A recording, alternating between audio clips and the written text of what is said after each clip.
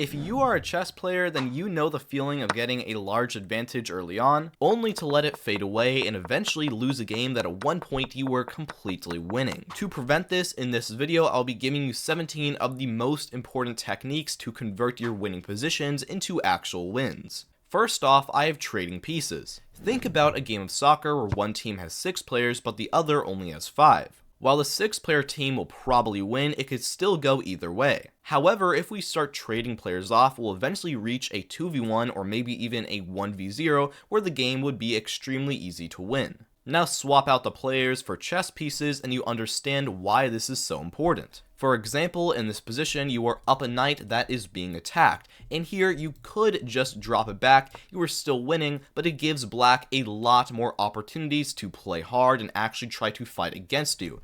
Instead, the better move here would simply be to move your rook all the way up.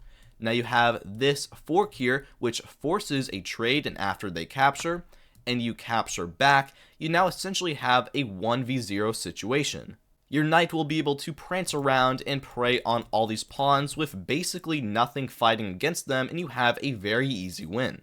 Now take a look at this middle game. Here you are up a piece and you can just play bishop e3, quickly castle, and you are still winning and doing fine, but the better move here, if you have trading pieces in mind, would be bishop g5, pinning their knight to the queen and essentially forcing a trade. And whenever the trade happens, you are now one step closer to that 1v0 situation which you really want. At number 2, I have simplicity or just avoiding complications. White here is pretty easily winning. However, it's actually not so easy because if we just try to push our pawn after black pushes as well and we get the pawn race, while we do promote first, black promotes also. And yes, we are still winning here, but by allowing black to have a queen as well, there are so many more complications and things we have to think about and opportunities to lose. There's just no reason to do it. A much better move here would, instead of just trying to push immediately, just go ahead and get your king right in front of that pawn as fast as possible. And once you've done that, now you can go ahead and push the pawn. And the win here is so much easier to get because there's not really anything that black can do against us. And that was an endgame example, but in this middle game here, you have 2 options. You can take this rook all the way in the corner here, or you can try going h5, g4, and get a big kingside attack. The better option here will always be to take the rook. Maybe it's a little less exciting, however, you are going to be winning so many more games because the attack can go either way pretty easily. However, the rook is a very concrete and good advantage to have. At number 3, I have develop, and this happens when the thought occurs in your mind, oh well, I'm already winning because I'm up like material, so why do I need to develop the rest of my pieces and castle and everything? This is a bad thought to have because you still need to get all of your pieces out and get your king safe. If you just try to keep going on the offensive, eventually black will actually get a safer position than you, and you may actually be the one suffering, even if you are still up material. So a better move here would instead be to play like knight e2, simply castle, get the rest of your pieces out, and keep on playing the game and finishing the opening like normal. At number 4, I have going to endgames, and this is a larger extension of the whole simplicity thing. In this middle game here, you have an advantage of about -2. However, because it is a middle game and there are just so many pieces on the board, there are so many things that can happen, and because of that, so many ways that you can mess up and lose that advantage. However, let's take a look at this endgame right here. Once again, you are up about 2 here, in this case even a little less. However, simply because it is an endgame with less pieces, it is going to be a lot easier to win. You can immediately move your rook into the center, and once again here, you have a kind of 3 versus 2 here. It's just going to be a lot easier. And so because of that, if you can, you should always try to steer it into endgame territory. At number 5, I have king safety, which is always going to be the most important thing. Here, you can try to play a move here, like rook e7. Just try to attack the bishop, get the pawn behind it, and get a lot more material. However, what will happen so often is black will play a move like rook to d8. And you will get tunnel visioned on their bishop and completely miss that you can get completely back ranked and you get checkmated. Every chess player ever has lost a couple of games like this, but to prevent it is simply first, before you try and chase more material or do anything else, prioritize your king, play like king f1.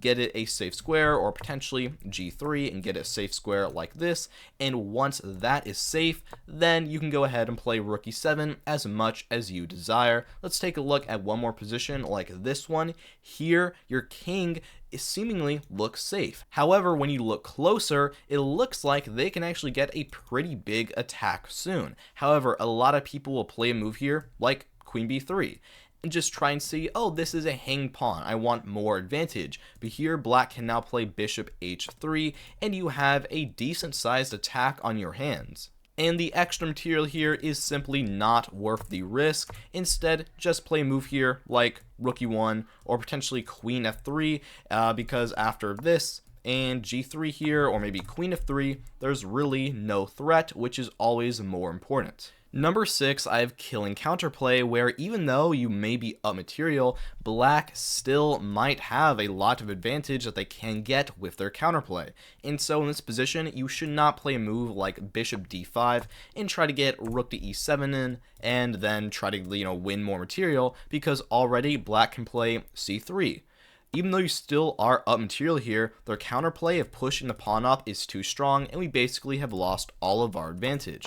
Instead, what you should do here is try to prevent this counterplay. There are a couple ways to do that. Here, the best way would be knight to f5.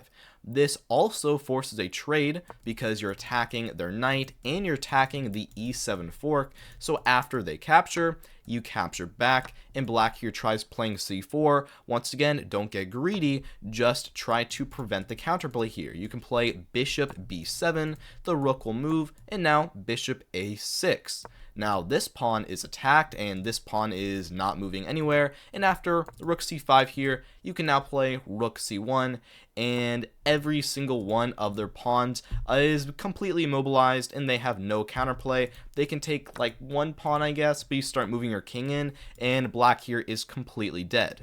At number 7, I have Don't Rush, and this can take a lot of different forms, and at first it might seem kind of like a contradiction to some other ideas. But the point here is that while you do want to go into endgames and trade pieces, you should never do it at the cost of your advantage. For example, in this position, you were up 2 pawns, and your first instinct here might be to try and get your rook in and trade everything down.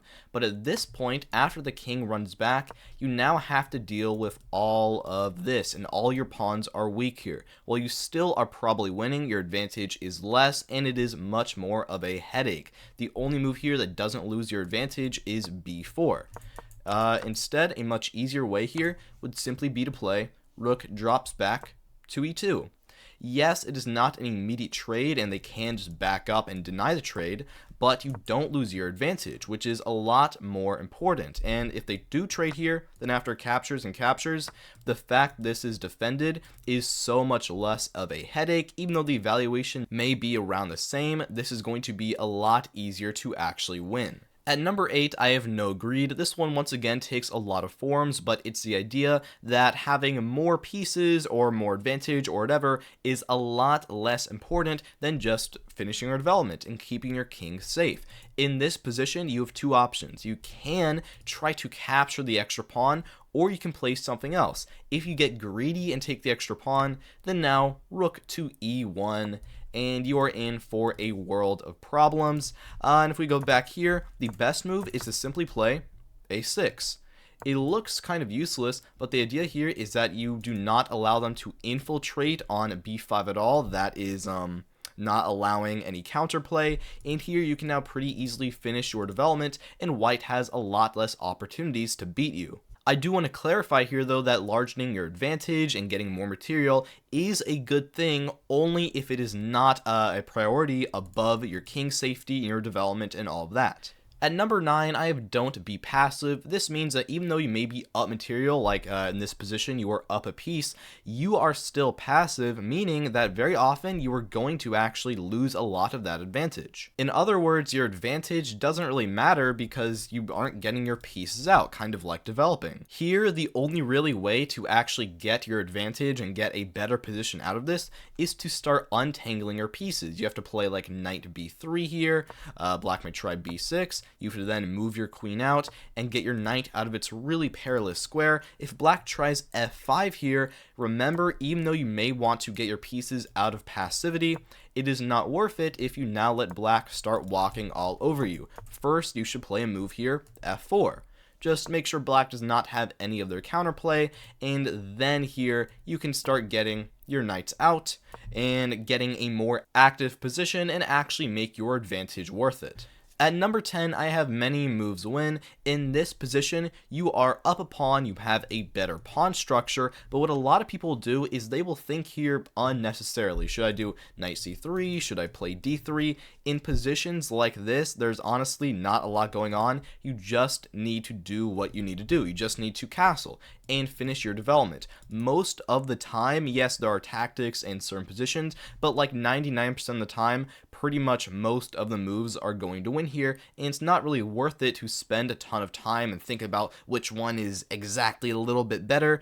It just play a move. And I will cover it while I'm here because it is a very similar thing. At number 11, avoid low time. Most of the positions that you get will be winning, and in that, you don't really need to think. But if you get into low time and you get to that point where you just need to make moves quick, that is where so often you're going to lose all of your advantage because you make a blunder. So simply avoid low time. I may eventually make a full video on this, but the easiest way to do this is to just avoid unnecessary thinking on moves where you don't really need to think from number 10. Number 12, I have stay focused. This is when you get an advantage and you kind of think, oh well, I can kind of take a back seat. I don't have to focus as hard, try as hard as I used to. That is not the case. You still need to be thinking, because if your opponent is smart, they will be trying to come up with counterplay and traps. Here you are up a pawn and the enemy cannot castle, so you might kind of just go on autopilot here and play castles, and then simply, well, your knight's attacked, we'll just drop it back, play d3, and if you're not really thinking too hard here, you can immediately get yourself into a very bad position really quick. And here, after like bishop e3, captures, and now queen d7, it looks like the enemy is now getting their queen to our side. Now they actually have a slight advantage here, and we're going to have to deal with a pretty large attack. Even when you don't have to think as hard as you normally do, you still need to stay focused because anything can happen and you have not won the game yet. At number 13, I have reducing imbalances. Simply put, different pieces are harder to work against. In this case, we have a bishop versus a knight, and we are up a pawn here with a better position, but because of this imbalance, they can now move their knight into the center, and essentially play in all sorts of different ways that we cannot because of the fact that we have different pieces. Now this pawn's under attack, we would have to play bishop e5 to defend, and there are just so many more opportunities for us to blunder and for them to get a lot of more counterplay. However, let's look at this position. It's the exact same one, but now we have a knight. And you'll notice the evaluation is a bit higher because we are now counteracting pretty much everywhere that they can move. And because of that, we're always going to be able to fight against them equally, and our advantage is a lot easier to consolidate into an actual win. At number 14, I have accepting draws. This is less of a converting technique and more of just a chess one, because let's say you have a big advantage and you lose that big advantage. We all know the feeling where instead of, playing level-headed and just going for a draw, we get kind of angry, start playing bad moves, and eventually blunder all the way into a loss. If you lose your advantage, remember to always try and stay level-headed, and remember, a draw is still better than a loss, even if you still feel like you should have won. Number 15, I have dynamic versus permanent advantages. A permanent advantage is one that you are a lot less likely to lose. Like here, you have two extra pawns that are very solid in the center. You're probably not going to lose those, and so because of that, that is a much more permanent advantage. A dynamic advantage looks more like this, usually comes in the form of an attack, and here this is basically the exact same evaluation as the other position. However, it is a lot harder to figure out. Here you have this and this, so it may look logical to just like drop your bishop back and then to try and get your queen in, but already here you've lost all of your advantage because black now has, they can capture, you take it back, they could play an annoying check, you have to drop back, and then they capture this bishop. And somehow here, even though you can get your queen in, they can always run away, and actually they will be completely safe. So these dynamic advantages are a lot more volatile and a lot more easy to lose, and the reason they are important to recognize is my next point. Number 16, I have transformation. This is when you have a more dynamically advantaged position and you try to transform that into a more permanent version of that. And here you have two options. You can try to play queen takes on h7 immediately and let them run their king away, at which point we won't really have much of an attack. Or you can play rook to h1. Rook to h1 is the more dynamic option here. But the problem is that after g6, we're kind of letting it fade away. And after queen e3 here, although the attack will continue, it is not super solid, it is not permanent. Instead, the better move here is queen takes on h7. Sorry, back here, queen takes on h7, king f8, and now you can simply play knight to f3.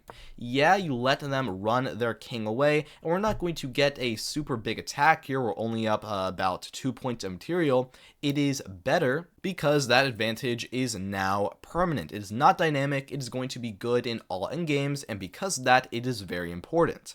Most of the time, you should try to transform your dynamic advantages into more permanent ones. They're just a lot more stable and easy to play around with. And at number 17, simply don't be harsh on yourself. You will fail converting your winning positions. It is an inevitability. It happens to all chess players. What is important is that afterwards, you don't get tilted, you don't get heated, you simply analyze your game. See exactly what went wrong so that you can actually improve. If you are harsh on yourself and you think, oh, well, this is bad, I just suck at this, you're never going to improve. So actually look at what went wrong, where exactly or what move did you play that actually let your advantage start going away, because that will really truly help you improve. Alright, well, thank you so much for watching. I hope you have a great day. Shout out to my 2 members now, Hashirama and Ganesh R. Like and subscribe for more videos, and I will see you next time.